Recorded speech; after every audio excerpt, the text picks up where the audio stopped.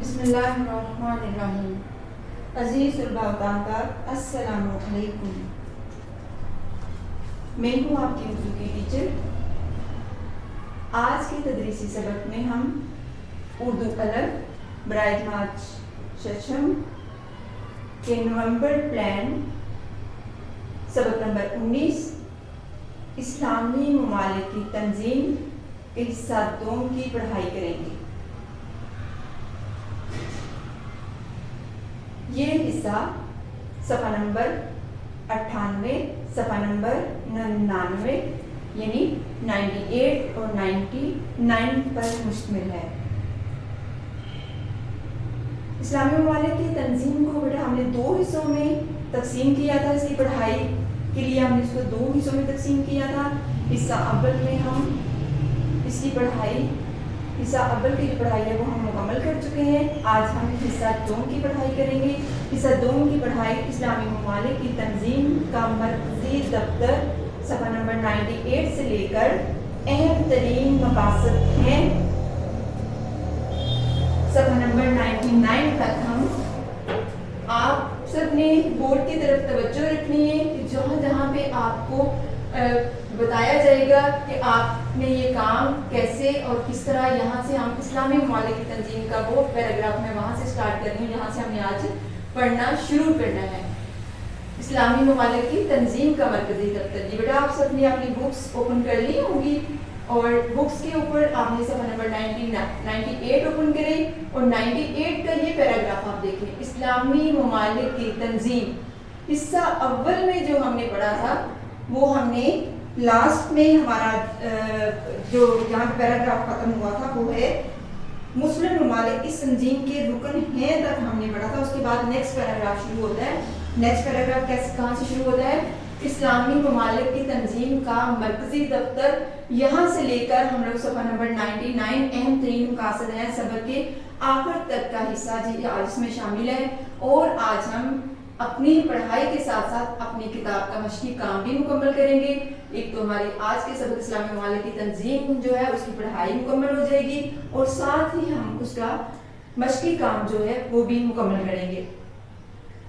آپ نے دی گئی رہنمائی کے مطابق اپنا کام کرنا ہے۔ جیسے جیسے آپ کو رہنمائی سوالات کے حوالے سے، مشقی کام کے حوالے سے، پڑھائی کے حوالے سے میں آپ کو بتاؤں گی، آپ نے اسی کے مطابق اپنا کام کاپی پر اور جو کام مشق کا کام کتاب پر کرنا ہے آپ نے اسی گائیڈ لائن میں، اسی رہنمائی میں آپ نے کام کرنا ہے۔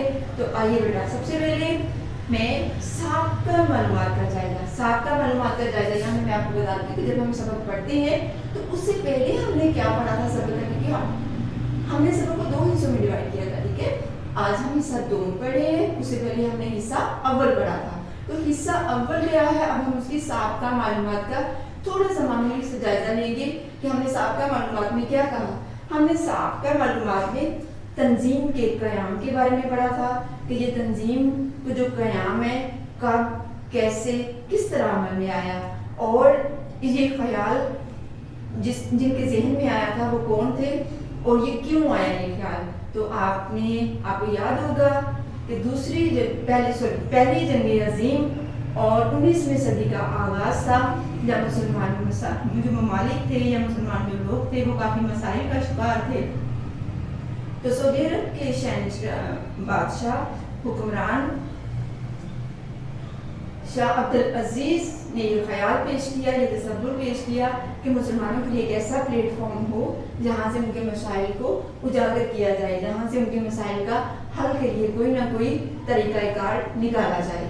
تو اس تنظیم کا قیام دو بار عمل میں آیا۔ ہم نے پڑھا تھا کہ اس تنظیم کا قیام کتنی بار عمل میں آیا؟ دو بار عمل میں آیا تھا، ایک 1926 میں اور ایک 1969 میں۔ 1926 میں جو اس کا قیام عمل میں آیا تھا وہ کچھ عرصہ ہی قائم رہا اور بعد میں یہ تنظیم غیر فعال ہوگی، لیکن 1969 میں جب دوبارہ اس تنظیم کو قائم کیا گیا تو اس وقت سے لے کر اب تک یہ تنظیم فعال ہے اور اپنے پلیٹ فارم سے مسلمانوں کے لیے کام کر رہی ہے۔ یہ تو ہو گیا بیٹا ہماری سابقہ معلومات کا جائزہ۔ کہ ہم نے یہ تنظیم جو ہے اس کے بارے میں قیام کے بارے میں پڑھا تھا، اس کے سالوں کے بارے میں پڑھا تھا، کن کن شخصیات نے اس تنظیم کو بنانے کے لیے قائم مقام کیا اور کتنی دفعہ ان کے اجلاس ہوئے، وہ ہم نے پچھلی معلومات میں پچھلے سبق میں ہم نے سارا کچھ پڑھا تھا۔ آج کا کام ہم آگے شروع کرتے ہیں۔ سب سے پہلے ہم سبق کی پڑھائی کریں گے۔ سبق کی پڑھائی ہم لوگ اسلامی ممالک کی تنظیم سے شروع کرتے ہیں۔ آپ سب اپنی کتاب کے اوپر نظر رکھیے کتاب کی، اور جو لائن میں پڑھتی جاؤں گی آپ کی فنگر لفظ کے ساتھ ساتھ اس کو موو کرتے جائیں، اور جو مشکل الفاظ آپ کے ہوں ان کو آپ نے انڈر لائن کرنا ہے، اور سبق کے اینڈ آخر میں مشکل الفاظ کے معنی بتائے جائیں گے۔ اگر ان میں سے کوئی ایسا مشکل لفظ جس کے معنی سبق کے اندر رہ جائیں تو اگر آپ اس کے معنی تو آپ اس کو لغت میں بھی تلاش کر سکتے ہیں۔ اسلامی ممالک کی تنظیم کا مرکزی دفتر سعودی عرب کے شہر جدہ میں ہے۔ اس تنظیم کا جھنڈا سبز رنگ کا ہے جس کے وسط میں سفید دائرہ ہے۔ اس سفید دائرے میں سرخ ہلال ہے اور اس کے اوپر اللہ اکبر لکھا گیا ہے۔ اب اس تنظیم کے اجلاس کے بعد جو صورتحال ہے اس تنظیم کے انتظامی ڈھانچہ، انتظامی امور، ہر جماعت جو ہے آپ نے دیکھا جیسے پولیٹیکل لیول پہ دیکھیں کوئی بھی جماعت ہے تو اس نے اپنا جھنڈا، اپنا ترانہ، اپنی کچھ ایسے وہ رکھتی ہیں نشان، سمبل یا موڈو جو رکھتے ہیں کہ وہ خاص اسپیشل اپنی تنظیم کے ساتھ ہی وہ نام اور وہ جڑی رہتی ہے، جو بھی وہ پرچم ڈیزائن کرتے ہیں یا وہ اپنا موٹو بناتے ہیں ایک اپنی تنظیم کو چلانے کے لیے یا اپنی تنظیم کے ساتھ ساتھ ان چیزوں کو قائم رکھنے کے لیے۔ تو سب سے پہلے اسلامی ممالک کی تنظیم میں جو جھنڈا، جو پرچم ڈیزائن کیا گیا تھا اس کا رنگ سبز رکھا، اور اس پرچم کے درمیان میں سفید دائرہ گول شکل کا نشان ہوتا ہے، سفید دائرہ، اس سفید، باقی تو سارا پرچم جو ہے سبز ہے، سبز کے اوپر جو گول سفید دائرہ، اس دائرے میں سرخ ہلال کا نشان ہے۔ ہلال پہلے دن کے چاند کو کہتے ہیں۔ سرخ ہلال کون سا تھا؟ ہلال پہلے دن کے چاند کو کہتے ہیں۔ ہلال کس کو کہتے ہیں بیٹا؟ پہلے دن کے چاند کو۔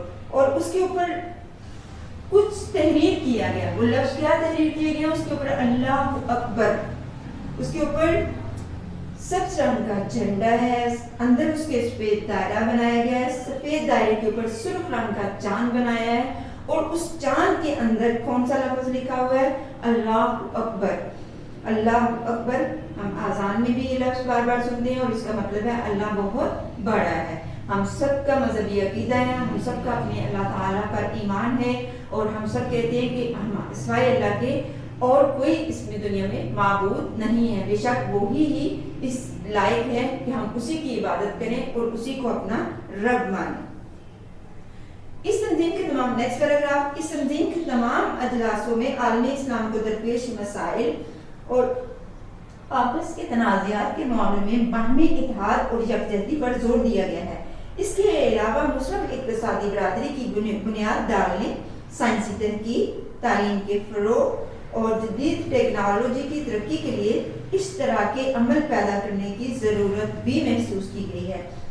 یعنی یہ تنظیم جو ہے سب سے پہلے اس نے ہم نے اس کے پرچم کے نشان کے بارے میں پڑھا کہ پرچم کیسا ہے، اس کے بعد اس کے انتظامی امور یہ کیا ہے، انتظامی امور جو ان کے انتظامی کام ہیں، جو جس پلیٹ فارم سے یہ جو کام انجام دیتے ہیں اس میں مسلمانوں کے لیے انہوں نے کام کرنا ہے۔ تو اسلام درپیش مسائل کا مطلب ہے ایسے مسئلے، مسائل مسئلہ کی جمع ہے، ایسے مسئلے جو کہ عالم اسلام دنیا میں جو مسلمان لوگ ہیں ان کو جو درپیش مسائل ہیں اور آپس کے جو تنازعات ہیں، یعنی ان کے مسلمانوں کے ساتھ آپس میں بھی لڑائی جھگڑے ہیں کچھ، تو یہ ان کے آپس کی جو لڑائی جھگڑے ہیں ان کو باہمی ہوتا ہے مل جل کر ایک دوسرے کے ساتھ کمپرومائز کر کے، ایک دوسرے کی بات مان کے، کچھ جو مخالف پارٹی ہے کچھ وہ تھوڑا سا کمپرومائز کرے، کچھ دوسری پارٹی جو ہے وہ دونوں گروہ جو ہیں وہ تھوڑا تھوڑا اپنا باہمی کچھ ایسا مرکزی نقطے پہ آ جائیں جہاں پہ اس مسئلے کو حل کیا جا سکے،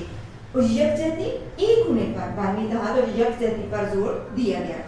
اس کے علاوہ مسلم اقتصادی برادری، اقتصادی ہوتا ہے معاشی طور پہ، یعنی اکانومیکلی، دیکھو ہر جو بھی ہم لوگ اپنی زندگی کا جو نظام ہم دیکھتے ہیں اس میں لین دین، چیز دینی، چیز لانی، اور اس کے عوض میں ہم پیسے کے ساتھ یہ کام کرتے ہیں۔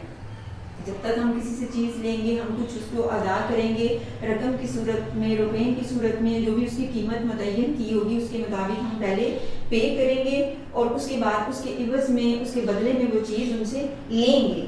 تو اللہ تعالیٰ نے یہ قدرتی نظام ہے, اس نظام کے تحت جو ہے یہ دنیا چل رہی ہے. تو مسلم ممالک جو ہیں ان کا بھی اب دیکھیں سب چیزیں کسی بھی ایک ملک کے پاس نہیں ہوتی. انسان کی ضروریات زندگی کی بہت ساری چیزیں ہوتی ہیں. کوئی ملک ایسا ہے جیسے ہم لوگ دیکھتے ہیں عرب کے جو ممالک ہیں وہ تیل کے ذخائر سے مالا مال ہیں, ان کے پاس تیل بہت زیادہ ہے لیکن ان کے پاس زراعت کے لیے اتنی زیادہ جگہ نہیں ہے. پاکستان جیسے ہمارے ملک ہیں, بنگلہ دیش کا جو ہمارا ملک ہے, ملائیشیا کا جو ملک ہے, ان کے پاس زرعی زمینیں ہیں, یہ زراعت کے لحاظ سے خود کفیل ہیں. اس کے علاوہ اور بہت ساری ایسی چیزیں ہیں سائنسی لحاظ سے, ٹیکنالوجی میں جو یوز ہوتی ہیں, یا اور بہت سارے امور ایسے ہوتے ہیں جو کہ فوج کے لحاظ سے. تو یہ اس میں جو آپس میں جو بھی معاملات ہوں ان کو کہتے ہیں کہ معاشی لحاظ سے بھی مسلمان اس طرح چلیں کہ زیادہ تر پہلی پریفرنس ان کی اسلام کاروبار کی مسلمان ملکوں کے ساتھ. مسلمان ملک پہلے مسلمان ملکوں کے ساتھ کاروبار کریں. سائنسی تحقیق ہوتی ہے. تحقیق کا مطلب ہوتا ہے انگلش میں ہم اس کے لیے ریسرچ کا ورڈ یوز کرتے ہیں, ریسرچ کا لفظ یوز کرتے ہیں. اس کا مطلب ہوتا ہے کھوج لگانا, مزید اس چیز کے بارے میں جاننا کہ کیا اس میں اور ہم بہتر کر سکتے ہیں, اس سے آگے کیا ہو سکتا ہے. آج جو دنیا کی ترقی, آج دنیا جس نقطے پر ترقی کی مناظر طے کر کے کھڑی ہے, یہ اسی ریسرچ کی بدولت, اسی تحقیق کی بدولت. اور یہ تحقیق کا آغاز مسلمانوں ہی سے ہوا تھا. یہ تحقیق کی ریسرچ جہاں پہ بھی سائنس ترقی کے اس یعنی نقطے تک پہنچی ہے, سائنس یہاں تک پہنچی ہے, تو اس کا آغاز تو مسلمانوں سے ہوا تھا. لیکن مسلمان بعد میں لاپرواہی, انہوں نے علم کے شعبے میں اتنا کوئی اہم کردار ادا نہیں کیا. بعد میں مسلمان آنے والے لوگوں نے تو بہت عرصے یعنی انگریز جو ہیں وہ دوسری قومیں جو ہیں وہ علم کی کھوج میں, علم کی تحقیق میں, علم کی ریسرچ میں ہم سے بہت آگے نکل گئیں. اور آج ہم ان کے لیے بہت ساری چیزوں کے لیے ان کے محتاج ہیں, سائنسی لحاظ سے اور بہت ساری چیزوں کے لحاظ سے. تو یہ ریسرچ جو ہوتی ہے یہ مشاہدہ کرنا, کھوج لگانا, اور اس کا حکم تو اللہ تعالیٰ نے ہمیں قرآن مجید میں بھی دیا ہے کہ آپ اللہ تعالیٰ کی بنائی ہوئی چیزوں کے بارے میں سوچیں, مشاہدہ کریں, خیال کریں. اور سائنس جو ہے وہ اسی نقطے کے اوپر آگے ترقی کرتی ہے. اب تعلیم کا کرو, چونکہ آپ کو پتہ ہے اس تعلیم جو ہے انسان کے لیے بہت ہی زیادہ لازمی ہے. اور ہم مسلمان ہیں, مسلمان مذہب کے لحاظ سے بھی ہماری تعلیم کی بہت زیادہ اہمیت ہے. آپ صلی اللہ علیہ وآلہ وسلم کا فرمان ہے کہ علم حاصل کرنا مسلمان مرد اور عورت دونوں کے لیے لازمی ہے.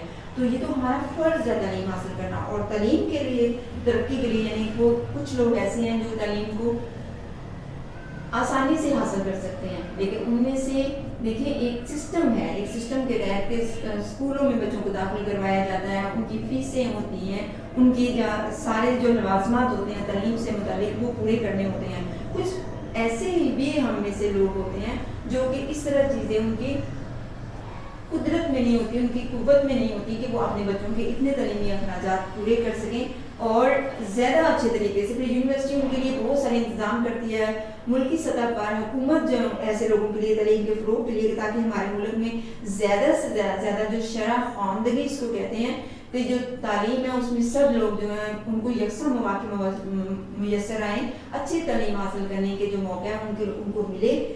اور اسی طرح نیکسٹ ہے جدید ٹیکنالوجی کی ترقی کے لیے اس طرح کے عمل, یعنی جدید ٹیکنالوجی کون سا علم ہوتا ہے؟ ٹیکنالوجی انگلش کا ورڈ ہے, جدید, نیا. یہ علم کا وہ شعبہ ہے جس میں ہم صنعت و حرفت کے جو علوم ہیں اس کے اوپر ہم زیادہ کام کرتے ہیں. کہ جو بھی آپ کے پاس, آپ کو دیکھا ہے پہلے جب ہم لوگ اپنے پہلے زمانے کی باتیں کرتے ہیں کہ پہلے زمانے میں لوگ اس طرح ہاتھوں سے سارے کام کرتے تھے, اب وہ سارے کام مشینوں پہ آ گئے ہیں. پہلے زمانے میں لوگ پیغام رسانی کے لیے کیا کرتے تھے, دور دور تک اپنا پیغام پہنچانے کے لیے, دور دور تک سفر کرنے کے لیے مہینوں سفر کرتے تھے, پھر جا کے وہ اپنی منزل تک پہنچتے تھے.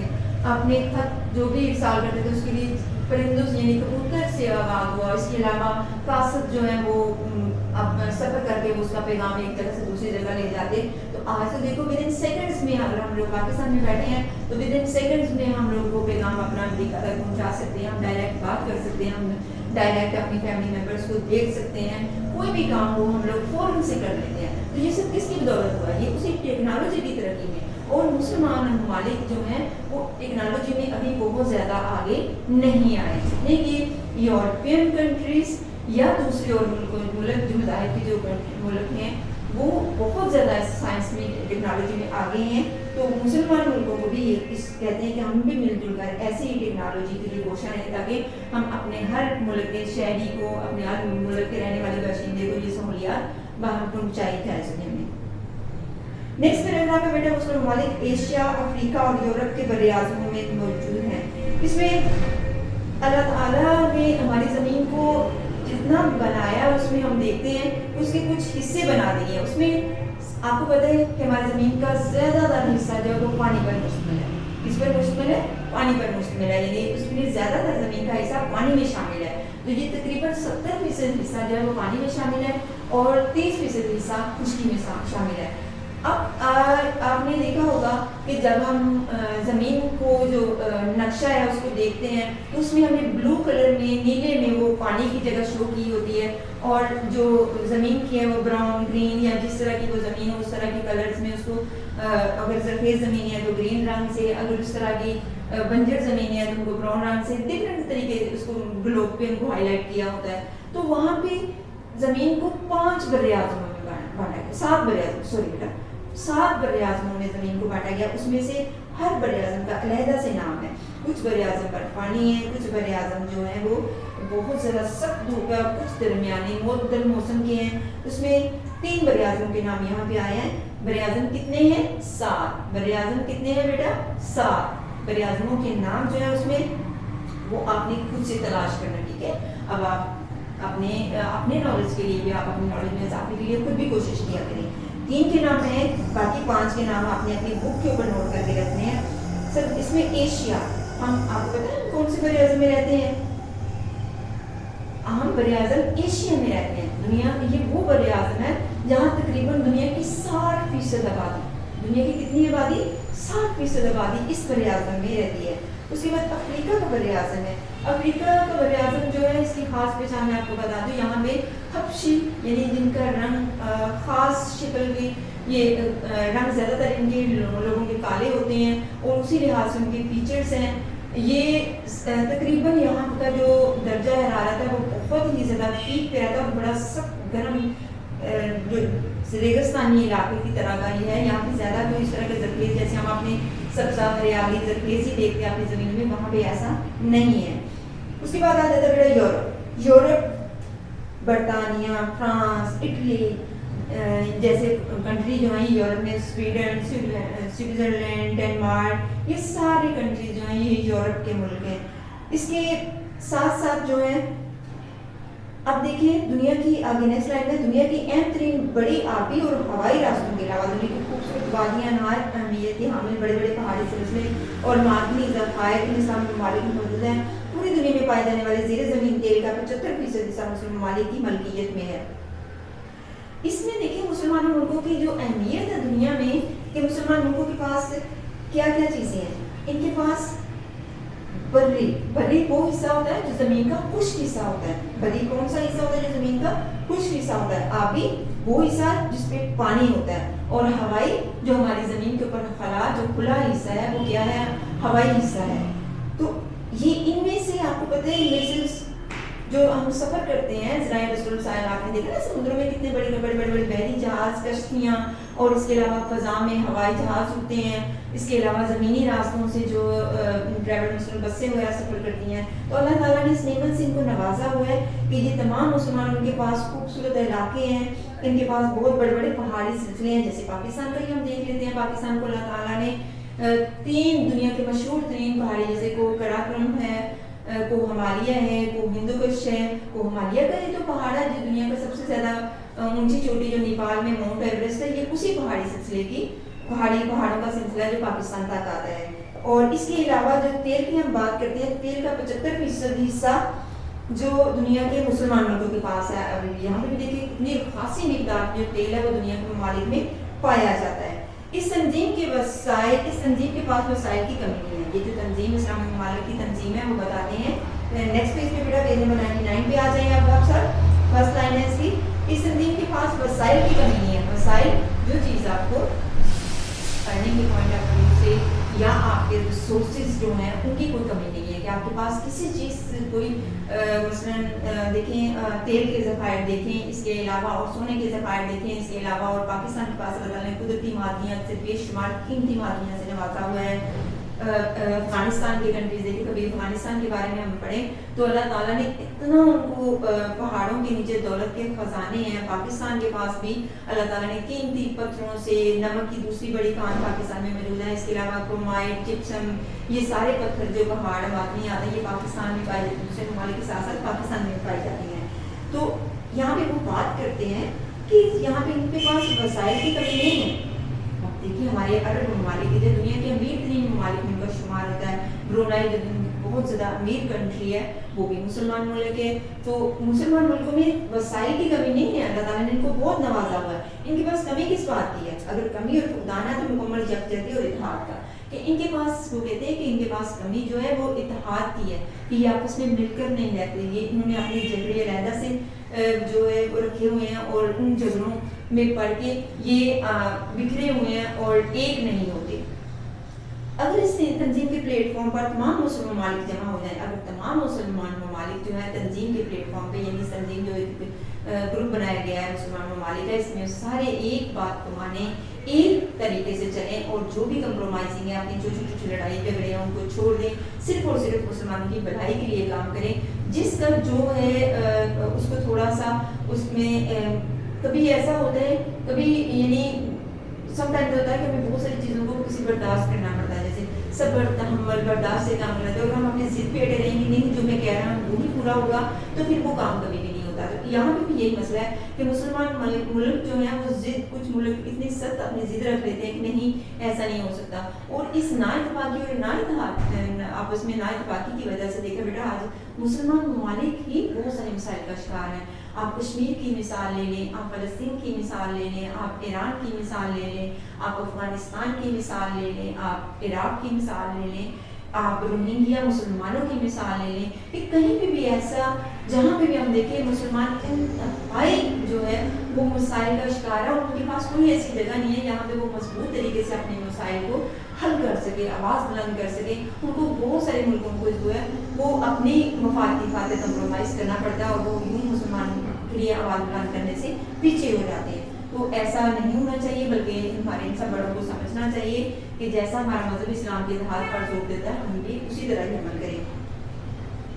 अब आज हमने बामी इख्तिलाफात, ये तो बात हो गई, मुस्लिम जमा हो जाए और बामी इख्तिलाफात और रंजिशों को खत्म कर डाले तो कोई शक नहीं कि इस्लामी ममालिक दुनिया के ताकतवर तीन ब्लॉक की सूरत में सामने आएंगे। तो जब वो इस चीज़ पर अमल करेंगे तो उसका नतीजा भी अच्छा होगा। इस्लामी ममालिक की तंजीम इस मकसद के हसूल के लिए कोशिश है कि मुसलमान ममालिक के माबैन दरमियान मुआशरती, तजारती, मुआशी और इक़्तिसादी रिश्तों को मजबूत बनाकर माहौल पैदा किया जाए। वही चीज़ जो हमने पहले की है कि मुसलमान मुल्कों के दरमियान जो तजारत है ये कोशिश करें दूसरे मुल्कों के गैर मुस्लिम मुल्कों के से करने के बजाय पहले अपने मुसलमान मुल्कों को प्रेफरेंस दें। जो भी ये कारोबार होता है, जैसे मुआशरती मेल जोल अगर बढ़ाना है, मिलना मनाना, तो वो भी अपने मुसलमान मुल्कों को पहले प्रेफरेंस दे। अगर तजारती कारोबार है तो उसको भी मुसलमान मुआशी और इस तरह इक़्तिसादियात में भी कोशिश करेंगे तो सबसे पहले अपने मुसलमान मुल्कों को तरजीह दें, उसके बाद फिर नेक्स्ट स्टेप उनका होना चाहिए। इस तंजीम में जो मकासद में ये चीज़ शामिल है, क्या चीज़ शामिल है इनके मकासद में कि मुसलमान मुल्कों के दरमियान जो ये चीज़ें हैं उनको कायम रखे ताकि अफ़ाम तफ़हीम की, उससे क्या है अफ़ाम तफ़हीम की फ़ज़ा और माहौल पैदा हो जाए। इससे क्या हो जाएगा फिर अफ़ाम तफ़हीम की फ़ज़ा पैदा होगी, अच्छा माहौल होगा और मुसलमानों के जो मसाइल हैं वो भी कम होंगे। मुसलमान नौजवानों को बामल मुसलमान बनाना एक और मकसद इस तंजीम का कि जो मुसलमान मुल्क हैं उनके जो नौजवान हैं, नौजवान तबका किसी भी मुल्क की रीढ़ की हड्डी की मानी होता है कि जिस तरह इंसान अपनी रीढ़ की हड्डी कहाँ पे होती है, कमर, इंसान की बैक बोन जो, तो अगर वो उसमें दम खम ना हो اس میں انسان چلنے کی صلاحیت یعنی انسان کی اٹھنے بیٹھنے اپنے حرکت کرنے تیز ساری کچھ کھو دیتا ہے. تو جو نوجوان ہیں یہ ریڑھ کی ہڈی ہوتی ہیں. تو ان نوجوانوں کو زیادہ سے زیادہ باعمل مسلمان بنانا. باعمل مسلمان سے کیا مراد ہے؟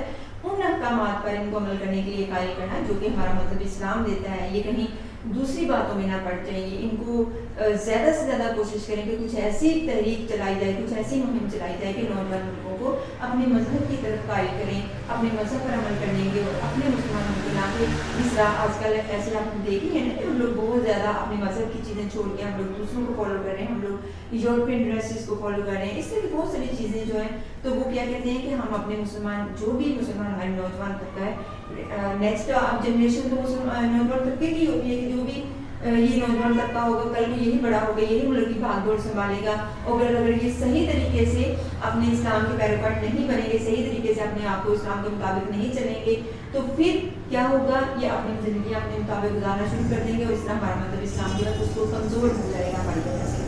اس کے بعد نیکسٹ ہے امت. ایک اور مقصد ان کا مسلم امت کو متحد کرنا. یہ بھی بہت بڑا مقصد ہے. اسلام نے سب سے پہلے اس کو اور بہت زیادہ اس پر زور دیا ہے کہ کمزور اور مظلوم مسلمانوں کی حمایت کرنا. ایک اور مقصد ہے پھر ہمیں سامنے آ گیا کہ کمزور وہ ایسے مسلمان جو اپنے حق کے لیے آواز بلند نہ کر سکیں, اور ایسے مسلمان جو کسی کے ظلم کا شکار ہوں. مظلوم کون ہوتے ہیں؟ جو کسی کے ظلم کا شکار ہوں, تو ان کی مدد کرنا. جیسے کشمیری مسلمان ہیں, مظلوم ہیں نا اس ٹائم پہ, وہ ہندوستان کے ظلم کا شکار ہو رہے ہیں, ان کی باقاعدہ جو زندگی کی سہولیات ان کو وہ نہیں دی جا رہی. روہنگیا مسلمانوں کا بہت عرصہ پہلے ایک بہت بڑا ایشو ہوا تھا. فلسطینی مسلمان دیکھیں بیچارے وہ کب سے اپنے لیے جدوجہد کر رہے ہیں اور ان کو کتنی مشکلات کا سامنا ہے. شام میں دیکھیں, ہمارے شام میں کس قدر مسلمان جو ہے, حالانکہ یہ آپس کا ہی جھگڑا ہے لیکن پھر بھی بہت زیادہ اس میں بھی غریب مسلمان لوگ زیادہ تر متاثر ہو رہے ہیں. پھر ایک اور مقصد آ گیا کہ مسلمانوں میں معاشرتی اور معاشی توازن پیدا کرنا. مسلمانوں کے درمیان معاشرتی اور یعنی معاشرتی کیا ہوتا ہے؟ آپس میں میل جول. معاشرتی کیا ہوتا ہے؟ آپس میں میل جول رکھنے کا جو توازن ہے وہ رکھنا. اسلامی ممالک کی تنظیم OIC کے اہم ترین مقاصد ہیں. یہ لاسٹ لائن ہے ہماری کہ یہ ان ممالک کے مقاصد میں نے آپ کو بہت ڈیٹیل سے پیچھے بتا دیا ہے کہ یہ جو مقاصد ہیں ان کے مطابق چلنا. جی بیٹا, یہ تو ہو گیا ہماری آج کی پڑھائی, صفحہ نمبر 98-99 کی.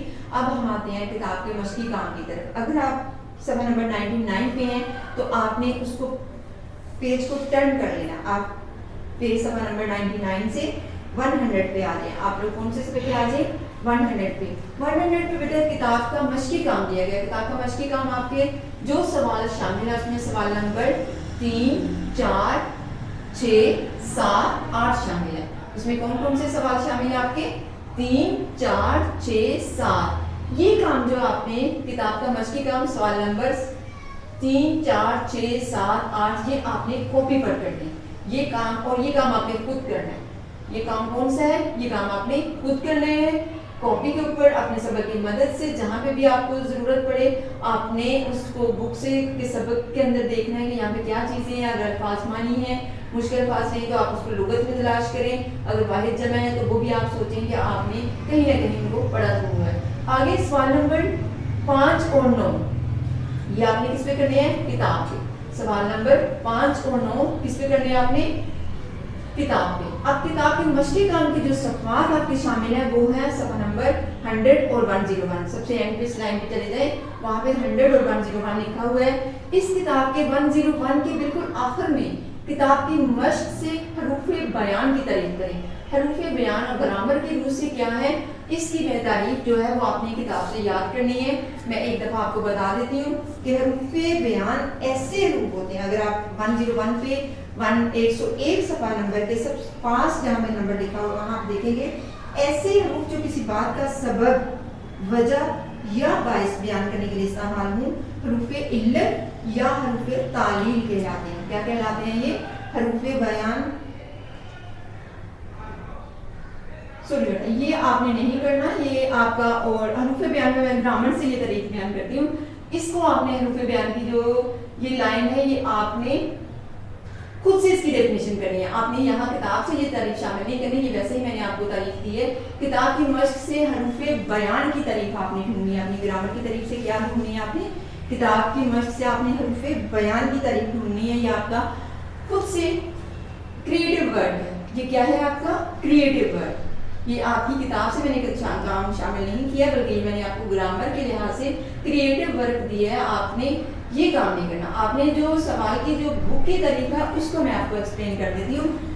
وہ ہے آپ کی حروف علت. آپ کی وہ کیا تعریف ہے؟ حروف علت ہے. 101 کے پاس ڈیفینیشن ہے، اس کو میں ریپیٹ کر دیتی ہوں. ایک حروف بیان کی میں نے آپ کو دی ہے، ایک آپ کی حروف علت کتاب کے اوپر ہے. حروف علت کیا ہے؟ ایسے حروف جو کسی بات کا سبب، وجہ یا باعث بیان کرنے کے لیے استعمال ہوں، حروف علت یا حروف تعلیل کہلاتے ہیں. جیسے آخر، کیونکہ، اس لیے، اس واسطے، اس باعث، لہذا، چونکہ وغیرہ. اس میں حروف تعلیل یا حروف علت کے الفاظ کیا ہیں؟ آپ نے گرامر کو بھی ساتھ ساتھ لے کے چلنا. میں نے حروف بیان بھی جو ہم اردو میں بار بار ایک ورڈ شروع کرتے ہیں، ہاں اس کی میں ایک چھوٹی سی پہچان آپ کو دیتی ہوں حروف بیان کی، کہ اس میں حروف بیان صرف اردو گرامر میں ایک ہے اور وہ ہوتا ہے کہ. زبانی آپ نے اس کو دیکھنا ہے، گرامر میں آپ کھولیں گے آپ کو حروف بیان مل جائے گا. میں نے آپ کو بتا دیا ہے حروف علت تو ہم کتاب سے کریں گے، حروف بیان جو ہے یہ آپ کا کریٹو ورک ہے. یہ بیٹا تھوڑا سا میں نے اس کو آپ کو پہلے کہا تھا کتاب سے، لیکن بیٹا نہیں، یہ کتاب سے نہیں ہے، یہ آپ نے کریٹو ورک کرنا ہے حروف بیان. اور حروف بیان کے بعد تھوڑا سا آپ کو اشارہ دے دیتی ہوں کہ حروف بیان اردو گرامر میں صرف ایک ہے اور وہ صرف لفظ ہے کہ. جو کہ لکھتے ہیں اپنے کاف کے جو لکھتے ہیں اس طرح وہ کہ ہے. اور حروف علت آپ نے کہاں سے کرنی ہے؟ کتاب سے کرنی ہے. اور یہ دونوں طریقے آپ کے امتحان میں شامل ہیں. نہ حروف بیان آپ کے امتحان میں شامل ہے، نہ حروف علت آپ کے بیان میں شامل ہے، امتحان میں شامل ہے. آپ نے ان کو صرف اور صرف گرامر کی نالج کے پوائنٹ آف ویو سے یاد کرنا ہے. اس کے بعد بیٹا آ جاتے ہیں ہم لوگ سوال نمبر، کتاب کے سوال نمبر 4 کی طرف. اب پلٹ کے آپ لوگ پیج نمبر 100 پہ آ جائیں. سوال نمبر 4 جو ہے وہ درج ذیل الفاظ کے معنی لغت سے تلاش کریں لکھا گیا ہے. کون کون سے لفظ ہیں؟ یکجہتی، ثانیہ، جھاریت، تنازع، فقدان. یہ پانچوں الفاظ کے معنی آپ نے خود اپنی کاپی پر لکھنے ہیں اور خود تلاش کرنے ہیں. اس کے بعد سوال نمبر 5 پہ ہم آتے ہیں. یہ بھی آپ نے کتاب پہ کرنا ہے. سوال نمبر 5 آپ نے کس پہ کرنا ہے؟ کتاب پہ کرنا ہے. یہ آپ کا کاپی ورک ہے. سوال نمبر 4 آپ کا کیا ہے؟ کاپی ورک ہے. سوال نمبر 5 میں آپ کو بتا دیتی ہوں لاہور میں ہونے والی دوسری اسلامی سربراہی کانفرنس میں کتنے ممالک نے شرکت کی. اس میں نیچے آپشنز دیے ہوئے ہیں 24، 40، 57، 55. آپ کو یاد ہوگا سید ذوالفقار علی بھٹو کے جو سربراہی میں اسلامی کانفرنس ہوئی تھی اور اس میں کتنے ملکوں نے شرکت کی تھی؟ 40 ملکوں نے شرکت کی تھی. تو 40 کے اوپر آپ نے سرکل لگانا ہے. اس کے بعد نمبر 2 پہ ہے پہلی جنگ عظیم کے بعد اسلامی ممالک کے اتحاد کی محسوس کی گئی. کیا محسوس کی گئی؟ ضرورت محسوس کی گئی. نہیں بیٹا یہ نمبر ہم 3 پہ نہیں، نمبر 2 پہ ابھی. زیر زمین تیل کا کتنے فیصد حصہ مسلم ممالک کی ملکیت ہے؟ زیر زمین جو مسلم ممالک کا حصہ ہے وہ 75% حصہ، 75 یعنی 75 جو پرسنٹیج حصہ ہے وہ کہاں پہ ہے؟ تیل پر مشتمل ہے اور یہ مسلمانوں کے پاس ہے. اس کے بعد نمبر 3 پہ بیٹا آ جائے. نمبر 3 پہ ہے پہلی جنگ عظیم کے بعد اسلامی ممالک کے اتحاد کی محسوس کی گئی. نیچے آپشنز دیکھیں، شدید ضرورت، شدت سے ضرورت، زیادہ ضرورت، اشد ضرورت. تو کتاب کے متن یعنی کتاب کے سبق کے حوالے سے ہم نے لفظ لکھنا ہے اشد ضرورت. کتاب کے سبق کے حوالے سے ہم نے کیا لکھنا ہے؟ اشد ضرورت. اس کے بعد نیکسٹ آپشن ہے نمبر دال دیا ہوا الفابیٹ کے حساب سے دنیا کے کتنے اسلامی ممالک کی تنظیم کا حصہ ہے؟ آپشن ہے 40، 24، نصف، تمام. تو تمام ملک. نمبر 4 پہ کیا ہے؟ تمام ملک، تمام جو ملک ہیں اس کا. اس کے بعد نمبر 5 پہ ہے اسلامی ممالک کی تنظیم کا مرکزی دفتر سعودی عرب کے کس شہر میں ہے؟ جدہ. ابھی ہم نے پڑھا کہ سعودی عرب شہر جدہ میں ہم نے اس کو مرکزی دفتر بنانے کا فیصلہ کیا گیا. تو جدہ سعودی عرب کا ساحلی شہر ہے، سمندر کے کنارے واقع ہے. جدہ میں مرکزی دفتر اسلامی تنظیم کا کہاں پر ہے؟ سعودی عرب کے شہر جدہ میں. اس کے بعد پیج نمبر 101 پہ آپ آ جائیں. مسلمان قوم دنیا کی واحد قوم ہے جو بندھی ہوئی ہے. کس سے بندھی ہوئی ہے؟ ایک کلمے سے. کس سے بندھی ہوئی ہے؟ ایک کلمے سے. سب ایک کلمہ لا الہ الا اللہ محمد رسول اللہ پڑھتے ہیں اور اسی پر اللہ تعالیٰ کی وحدانیت پر کا اقرار کرتے ہیں، یقین رکھتے ہیں اور آپ صلی اللہ علیہ وسلم کو اللہ تعالیٰ کا آخری نبی مانتے ہیں. سب مسلمان اسی عقیدے پر عمل کرتے ہیں. نیکسٹ بیٹا آ جائیں. اب سوال نمبر 6 ہے آپ کا. اسلامی ممالک کی تنظیم کا جھنڈا کیسا ہے اور کن رنگوں پر مشتمل ہے؟ یہ پیج نمبر صفحہ نمبر 98 پہ ہے. آپ نے اس کو کاپی بھی کرنا ہے اور یہ آپ کا یہ بھی کام آپ کا خود کرنے کا ہے. اس کے بعد سوال نمبر 7 اس سبق سے کوئی سے 4 اس میں نقلہ تلاش کریں. آپ دیکھیں بیٹا آج گرامر کے آپ کے 3 کام ہو گئے ہیں. ایک تو آپ نے حروف بیان گرامر سے تلاش کرنا ہے، दूसरा आपने हरूफ इल्लत जो है किताब से उसकी पहचान करनी है कि हरूफ इल्लत में कौन से लफ्ज़ इस्तेमाल होते हैं। तीसरा जो काम है वो आपका है इस सबक से सवाल नंबर 7, इस सबक से कोई से 4 इसमें नकरा तलाश करके लिखिए। मैंने आपको इसमें नकरा की तारीफ करवाई है कि इसमें नकरा क्या होता है, किसी भी आम शख्स, जगह या चीज़ का नाम क्या होता है, इसमें नकरा होता है। और ये एक नहीं होता है, इसमें इसके मुकाबिल में जो आता है लफ्ज़ वो आता है इसमें मुआरफा। इसमें मुआरफा सिर्फ एक होता है, इसमें नकरा बहुत ढेर सारे होते हैं। और इसकी मैं सिंपल मिसाल आपको दे देती हूँ, जैसे लड़की, अगर हम उसका नाम नहीं ले रहे तो लड़की कह रहे हैं तो फिर उसको लड़की ही। इसी तरह तालिबा, इसी तरह दरिया, इसी तरह फूल। तो ये क्या है, इसमें नकरा। आपने इस अपने सबक में से 4 इसमें नकरा आपने चुन के अपनी कॉपी पर लिखने हैं। उसके बाद सवाल नंबर 8, दर्जे ज़र अल्फाज की जमा लिखें। ये है तनाज़े, लफ्ज़ क्या है ये, तनाज़े, सानिया, तजवीज़, वजह, ज़ख़ीरा। इन लफ्ज़ के अल्फाज की जमा आपने खुद बनानी है। तनाज़े की जमा भी आपने खुद बनानी है, सानिया की जमा भी आपने तलाश करके लिखनी है, तजवीज़ भी आपने खुद करनी है, वजह भी आपने खुद करनी है, ज़ख़ीरा भी आपने खुद करना है। नेक्स्ट आ जाए बेटा सवाल नंबर 9 पे, कॉलम अलिफ में दिए गए अल्फाज को कॉलम बे के मुतल्लिक़ अल्फाज से मिलाएं। यहाँ पे आपकी किताब के सवाल नंबर 101 पर कॉलम दिए गए हैं, वो कॉलम अलिफ है, उसके बाद कॉलम बे है ए खुदा, पहली लाइन में है ए खुदा, उसके सामने है काबा। आप बोर्ड पे भी देखेंगे तो बोर्ड पे लिखा हुआ है ए खुदा। सबसे पहले क्या है, ए खुदा, उसके सामने है काबा, उसके बाद नंबर 2 पे है हरम, उसके सामने है साहिल, नंबर 3 पे है नील, उसके बाद है एक रसूल, नंबर 4 पे है मुतहर्रिक, नंबर 5 पे है तनाज़ियात, नंबर 5 पे है इख्तिलाफात, नंबर उसके सामने है मादनियात, नंबर 6 पे है ज़फ़ाइर, उसके सामने है फ़ाल।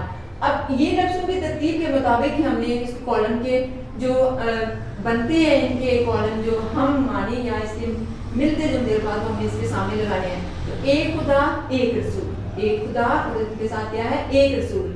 हरम को हमने किसके साथ करना है, काबा के साथ। नील को हमने किसके साथ करना है, साहिल के साथ। मुतहर्रिक को हमने किसके साथ करना है, फ़ाल के साथ। इख्तिलाफात को हमने किसके साथ करना है, तनाज़ियात के साथ। और ज़ख़ाइर को हमने किसके साथ करना है, मादनियात के साथ। तो ये तो हो गया बेटा आपका किताब का मश्की काम, कि आपके बड़ी डिटेल से मैंने आपको तफसील से बता दिया है कि आपके किताब के मश्की काम में जो चीज़ें शामिल हैं उसको आपने गौर से कॉपी पे भी करना है। जो कॉपी पे करने वाला काम है उसको आपने कॉपी पे करना है, जो बुक पे करने वाला काम है उसको आपने बुक पे करना है। नेक्स्ट हम कुछ ऐसे लफ्ज़ जिनका साथ साथ मैंने आपको मीनिंग तो बता दिया था, लेकिन मुश्किल अल्फाज़ उनको मैंने यहाँ पे आपको बता दिया। मुश्किल अल्फाज़ दायरा, गोल निशान, साइंसी तहकीक, नई चीज़ों के लिए खोज लगाना, ये हिस्सा है वो हमने लिखने हैं। नेक्स्ट है बरे आज़म, खुशकी के बड़े टुकड़े। 7 बरे आज़म है, कितने बरे आज़म है, 7 है। और समुद्र, इनके आता है समुंदर, समुद्रों की तादाद जो है वो बेटा 5 है। आपने ये नॉलेज जो है, नॉलेज के क्वेश्चन है, इनको आपने खुद जो है वो कलेक्ट करना है कि 5 बरे आज़म, अगर 7 बरे आज़म है तो उनके नाम क्या है, अगर 5 समुंदर है तो उनके नाम क्या है। इंग्लिश और उर्दू दोनों में आपने याद करने हैं। बर्री, जमीन का खुश्क हिस्सा, बर्री क्या होता है, जमीन का खुश्क हिस्सा। ये बर्रे आज़म इसी वजह से कहते हैं, बर मतलब होता है खुश्की, आज़म बड़ा। हमारे जो मुल्क है हिंदुस्तान पाकिस्तान, इसको बर्रे सगीर कहते हैं। तो आज़म के जो अपोजिट है सगीर यानी छोटा हिस्सा, ये भी हमारा जो है एक छोटा सा बर्रे सगीर, छोटा सा खुश्की का हिस्सा था। इस हिंदुस्तान उसको पहले बर्रे सगीर बोलते थे। बर्रे आज़म दुनिया के 7 बड़े बड़े खुश्की के टुकड़े। बर्री हमने बता दिया, आबी जमीन का पानी वाला हिस्सा, आबी क्या है, जमीन का पानी वाला हिस्सा। हवाई, जमीन के ऊपर का खाली हिस्सा, ये जो हमें जमीन के ऊपर हम जब सर उठा के ऊपर को देखते हैं तो जितना भी ये हिस्सा ये क्या है, हवाई, ऊपर से फजाई भी कहते हैं इसको, खाली हिस्सा जो है। अब सबक के अहम निकात का पे हम जायजा लेते हैं कि हमने सबक में आज क्या क्या पढ़ा। इसमें हम तंजीम का इंतजामी ढांचे के बारे में पढ़ा कि इस तंजीम का इंतजामी ढांचा क्या है, इसके परचम की क्या हमने निशानियां पढ़ी हैं कि इसका परचम कैसा है। इसके अलावा हमने पढ़ा कि इस्लामी मुल्कों की अहमियत क्या है दुनिया में।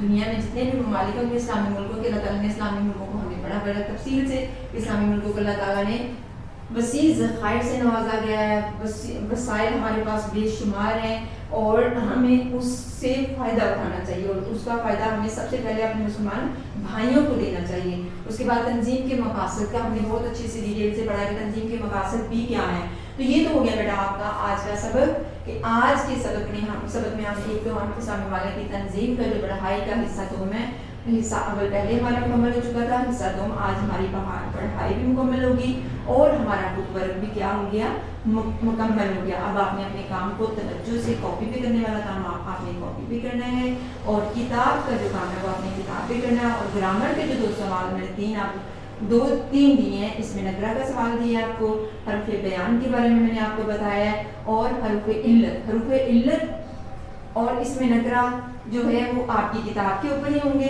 आपने उसी में से तलाश करना है। हरूफ बयान के लिए आपने कोशिश करनी है ग्रामर में हरूफ बयान को ढूंढने की। अगर आप खुद से देखेंगे तो आपको बहुत अच्छे से याद होगा। उम्मीद है आज का सबक आपको समझ आ गया होगा।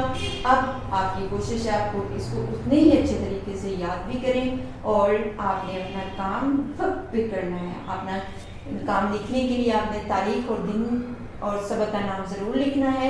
ये भी मैं बता दूँ जमात से 6th क्लास बेटा, ये आपका नवंबर प्लान के सबक का कुछ हिस्सा था जो अभी हमारा एक्सरसाइज पढ़ाई उसकी मुकम्मल हुई है और एक्सरसाइज यानी बुक का मशक़ी काम मुकम्मल हुआ है। अभी हमारा कॉपी वर्क थोड़ा सा और रहता है जिसमें हमारा खुलासा शामिल है और कुछ सवाल जवाब और पैराग्राफ की स्लेस है। इंशाल्लाह नेक्स्ट सबक में मैं वो आपको करवाऊँगी। इसके साथ ही मैं आपसे इजाज़त चाहती हूँ। आपके लिए बहुत सारी दुआएं। अल्लाह ताला हमारे बच्चों को मेहनत का आदी बनाए, अपने वालिदैन का फरमाबरदार बनाए और इन्हीं अल्फाज के साथ मैं आपसे इजाज़त चाहती हूँ। अल्लाह हाफ़िज़।